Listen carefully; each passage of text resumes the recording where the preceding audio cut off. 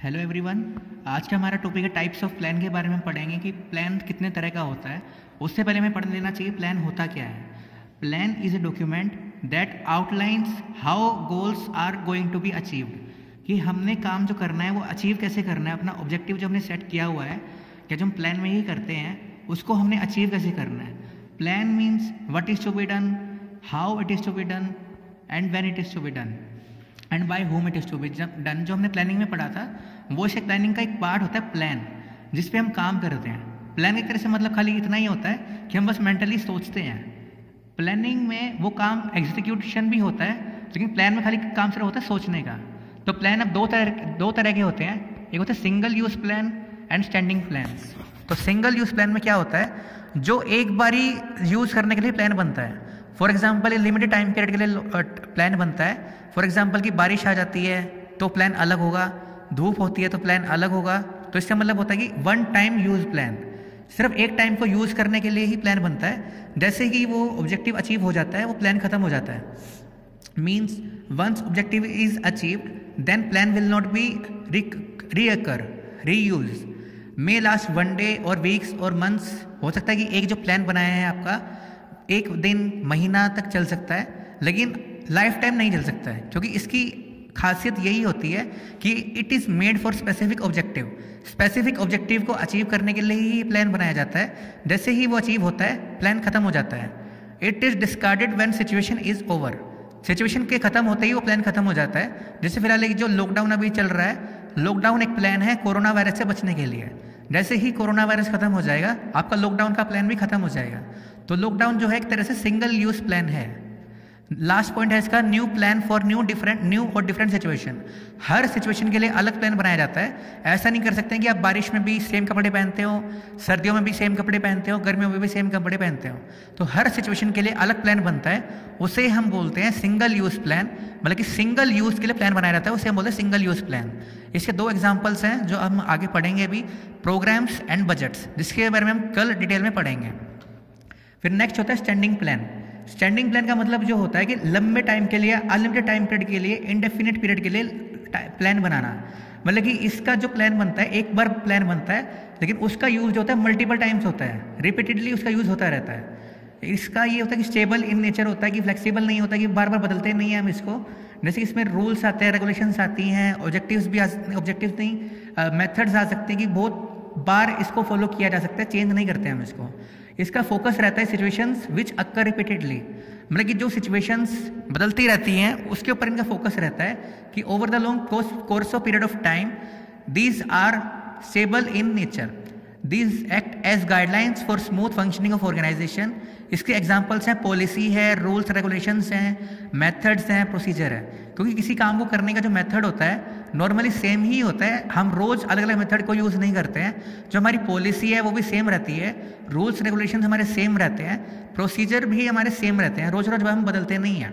क्योंकि अगर आप बैंक में पैसे जमा कराने जाते हो या निकालने जाते हो तो जो उसका प्रोसीजर है, प्रोसीजर का मतलब होता है कि सीक्वेंस ऑफ स्टेप्स, कि हमारा जो काम करने का तरीका है, काम को जो हम करते हैं उसमें कितने स्टेप्स इन्वॉल्व हैं, पहले नंबर पे कौन सा स्टेप आएगा, दूसरे नंबर पे कौन सा स्टेप आएगा।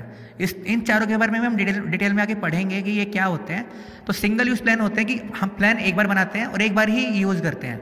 जैसे ही ऑब्जेक्टिव अचीव हुआ वो प्लान खत्म हो जाता है, उसको हम दोबारा यूज़ नहीं करते हैं। स्टैंडिंग प्लान में एक बार प्लान बनाते हैं और वो मल्टीपल यूज़ के लिए बनता है। मतलब कि अलग अलग सिचुएशन के लिए अलग अलग प्लान नहीं बनता है, हर सिचुएशन के लिए नॉर्मली जो उसके लिए साथ सुटेबल होती है एक ही प्लान बन जाता है। जैसे पॉलिसीज है, रूल्स है, रेगुलेशंस हैं। तो ये थे दो टाइप्स हैं प्लान के, standing plan and single use plan. Means one time use plan and multiple time use plan. अब नेक्स्ट आते हैं टाइप्स ऑफ प्लान पे। टोटल टाइप्स ऑफ प्लान है 8 टाइप के प्लान्स होते हैं, जिसमें से हम आज 4 कवर करेंगे, 4 हम कल कवर करेंगे। तो पहला प्लान है, पहला पार्ट है टाइप का ऑब्जेक्टिव, जिसके बारे में हम आप डिटेल में जानते भी हो कि ऑब्जेक्टिव होता क्या है। Objective means what is to be achieved, हमें अचीव क्या करना है, हमने फ्यूचर में कहाँ तक पहुँचना है, हमारा टारगेट या हमारा गोल क्या है, वो हम इसमें डिसाइड करते हैं कि हमारा ऑब्जेक्टिव होता क्या है। अब ऑब्जेक्टिव एक तरह से ना इधर सिंगल यूज प्लान है नॉर स्टैंडिंग प्लान है। इसका मतलब क्या है कि ऑब्जेक्टिव जो होता है कई बार लंबे टाइम के लिए भी बनाया जा सकता है, शॉर्ट टर्म भी हो सकता है। तो अगर शॉर्ट टर्म है तो मीन्स सिंगल यूज प्लान है, लॉन्ग टर्म है तो मीन्स स्टैंडिंग प्लान है, लेकिन ये दोनों ही नहीं है। तो इसमें मैंने लिखा भी हुआ है यहाँ पे neither single use plan nor standing plan.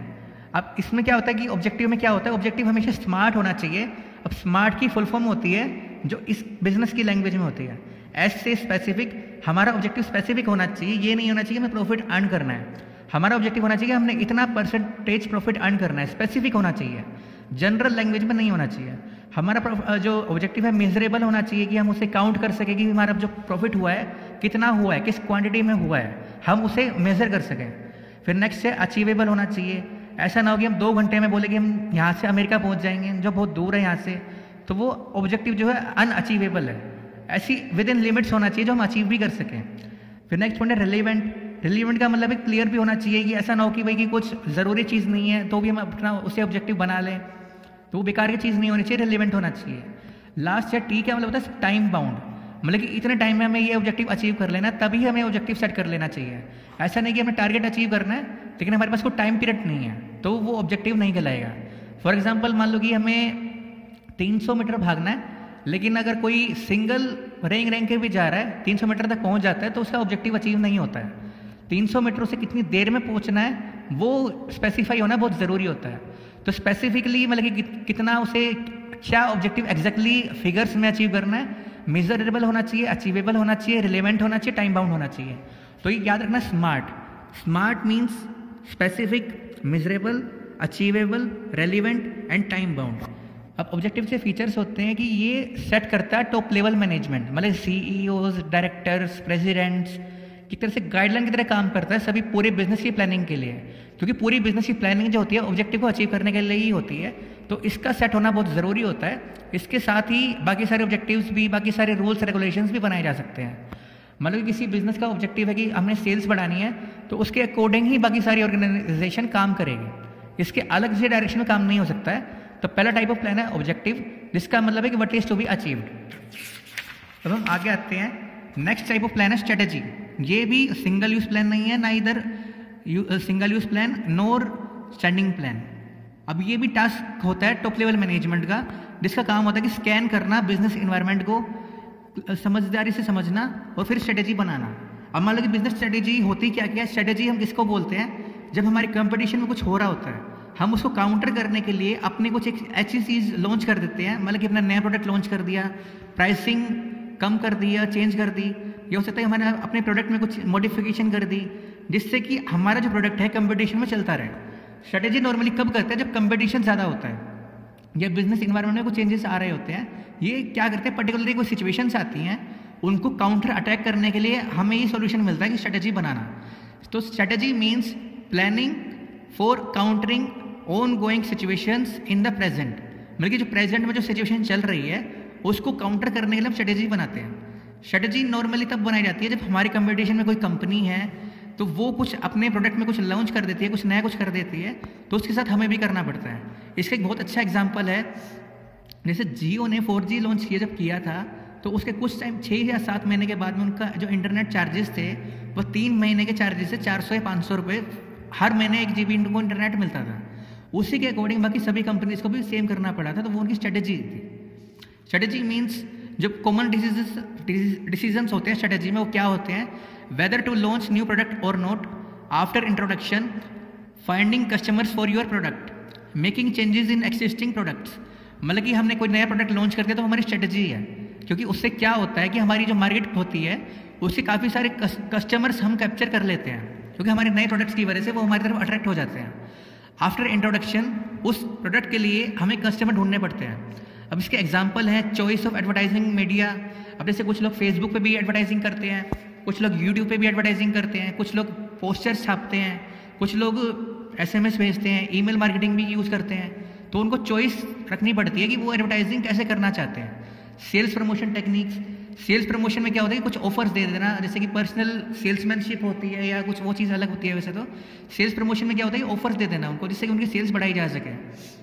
उनको ये जानना होता है कि उनके कस्टमर्स कौन हैं, उनकी डिमांड कितनी है, क्या डिमांड है, उसके बाद में ही वो स्ट्रेटेजी बना सकते हैं। और strategy means countering on going situation in the present, मतलब जो फिलहाल अभी मार्केट में चल रहा है उसको एनालाइज करने के बाद में, बिजनेस इन्वायरमेंट को स्कैन करने के बाद में वो एक प्लान बनाते हैं जिसका सिर्फ रोल इतना ही रहता है कि वो उस कंपटीशन में आगे निकल सके। फिर नेक्स्ट पॉइंट हम आते हैं पॉलिसी पे।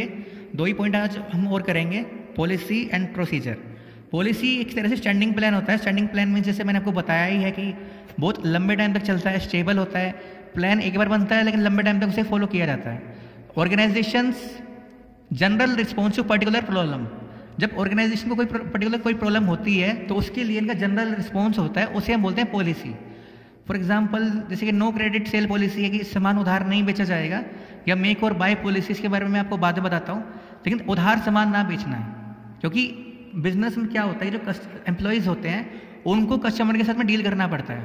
अब ऑर्गेनाइजेशन में पॉलिसीज़ भी 2 तरह की होती हैं, एनवायरनमेंट में 2 तरह के ही होते हैं, जैसे मैंने आपको बताया हुआ कि इंटरनल और एक्सटर्नल। जो बड़ी पॉलिसीज़ होती हैं वो सभी को पता होती है मार्केट में, मतलब जैसे एम्प्लॉयज़ नहीं, कस्टमर्स हैं, क्लाइंट्स हैं, कंपटीटर्स हैं, सप्लायर्स हैं, कस्टमर्स हैं, ये सारे आउटसाइडर्स होते हैं बिजनेस के लिए, तो इन सभी को पता होती है मेजर पॉलिसीज़। माइनर पॉलिसीज़ जो छोटी छोटी पॉलिसीज़ होती हैं वो सिर्फ इंटरनल लोगों को पता होती हैं, जैसे कि एम्प्लॉयज़ हैं, मैनेजर्स हैं, उनको पता होती है। Policy formation encourages initiatives of employees because employees have to deal with the situations and the way of handling situations decided with a consultation with employees। क्योंकि हर ऑर्गेनाइजेशन में एम्प्लॉयज़ को डील करना पड़ता है किसी भी सिचुएशन से और लोगों से, तो उनके अगर हम कंसल्टेशन लेंगे, उनसे हम इनिशिएटिव लेंगे, कि उनसे हम सजेशंस लेंगे, उनकी हम एडवाइस लेंगे, हेल्प लेंगे कि इस सिचुएशन को कैसे हमने डील करना चाहिए, तो उससे एम्प्लॉयज़ की भी मोटिवेशन मिलता है उनको और काम भी ईजी हो जाता है, क्योंकि उनको पता है कि किसी भी मार्केट में किस तरह के कस्टमर्स रहते हैं, तो उसके अकॉर्डिंग वो अपना डिसीजन दे सकते हैं। No credit sale policy means होता है कि उधार सामान नहीं बेचना चाहिए।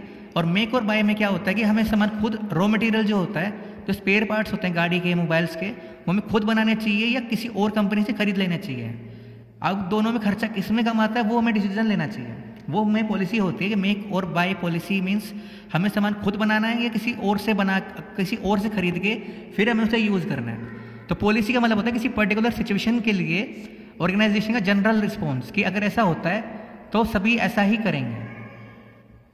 पॉलिसी एक तरह से लोगों को मतलब कि अपने ही एम्प्लॉयज़ को मोटिवेट करने के लिए होती है, एनकरेज करने के लिए होती है, जिससे कि क्योंकि उनके डायरेक्ट कॉन्टैक्ट में पब्लिक होती है, डायरेक्ट कस्टमर्स उनके लिंक में होते हैं, तो वो बेटर समझ सकते हैं लोगों को और वो बेटर एक आइडिया दे सकते हैं कि आप ये काम ऐसे कर सकते हो। तो मैनेजर को इनकरेज करना चाहिए, इनिशिएटिव लेना चाहिए, जैसे कि एम्प्लॉय से वो सजेशंस लेता है कि ये पॉलिसीज़ हमें क्या रखनी चाहिए, मतलब कि नो क्रेडिट सेल पॉलिसी रखनी चाहिए या कैश सेल पॉलिसी होनी चाहिए, क्रेडिट सेल पॉलिसी होनी चाहिए, क्या करना चाहिए। मतलब कि हर एक ऑर्गेनाइजेशन के मैनेजर को अपने एम्प्लॉय से सजेशन लेना चाहिए पॉलिसी बनाते टाइम, क्योंकि हर सिचुएशन को एक एम्प्लॉय को ही फेस करना है, उसी को ही डील करना है। फिर आज का लास्ट पॉइंट है प्रोसीजर। एक तरह से स्टैंडिंग प्रोसीजर का मतलब होता है कि हर काम को हम करने के लिए एक ही प्रोसीजर फॉलो करते हैं, बार बार फॉलो करते हैं, हर बार हम चेंज नहीं करते हैं। प्रोसीजर का मतलब होता है sequence of steps establish in advance future conditions. Procedure can be defined as exact manner in which an activity has to be accomplished. For example procedure for admission in particular school में admission लेने का procedure same होता है, मतलब कि एक तरह से हर बार सेम ही होता है। ऐसा नहीं होता कि 5 बच्चों के लिए अलग है, 10 के लिए अलग है, 15 के लिए अलग है, ऐसा नहीं होता है। प्रोसीजर का मतलब खाली ये होता है कि procedure means sequence of steps, means कि फर्स्ट स्टेप क्या है, सेकंड स्टेप क्या है, थर्ड स्टेप क्या है। उसके बाद हम देखते हैं कि फर्स्ट स्टेप के बाद सेकंड स्टेप कौन सा है। कई बार ऐसा नहीं हो सकता पहले आप फीस जमा कराओ उसके बाद फॉर्म भरते हैं, पहले फॉर्म भरा जाता है, फिर कैश फीस जमा सबमिट होती है, फिर आपको रिसिप्ट मिलती है। तो ये नॉर्मल स्टैंडर्ड प्रोसीजर होता है। Procedure means sequence of steps. तो ये था हमारा आज का टॉपिक। टाइप ऑफ प्लान्स में हमने पहले पढ़ा कि standing plan, single use plan. Standing plan means repeatedly multiple use plans. Single use plan means one time use plans. Objective हमने पढ़ा, फिर उसके बाद में हमने पढ़ा कि policies, procedures and strategy. Thank you.